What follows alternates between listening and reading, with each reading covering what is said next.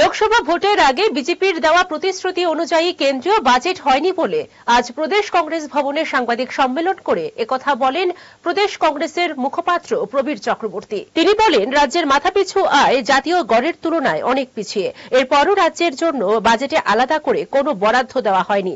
সাংবাদিক সম্মেলনে উপস্থিত ছিলেন কংগ্রেসের শিক্ষক কর্মচারী সংগঠনের নেতা শান্তি রঞ্জন দেবনাথ। আমরা মনে করি যেটা চিরাচরিতভাবে মোদিজির সময়কালে যেটা আমরা দেখে আসছি যে বাজেটটা অনেকটা যে তাদের নির্বাচনী প্রতিশ্রুতির মতো হয়ে গেছে। নির্বাচনী প্রতিশ্রুতিকে মোদি সাহারা যেমন নিজেরাই বলেন জুমলা, বাজেটটা অনেকটা এরকম হয়ে গেছে। পার্লামেন্টে অসত্য তথ্য পরিবেশন সহ বাজেটও সেটা একটা দায় থাকছে না, সরকারের কোন দায় থাকছে না।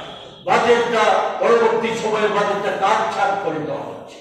আমরা তো আমাদের বলা হচ্ছে দেশটা যে অর্থনীতির ক্ষেত্রে নাকি তৃতীয় বৃহত্তম শক্তিশালী দেশ হয়ে উঠছে।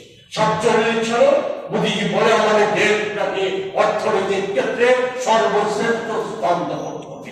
এবং কার্যত কি আমাদের অর্থনৈতিক অবস্থা কি? অর্থনৈতিক অবস্থার যদি প্রকৃত চিত্র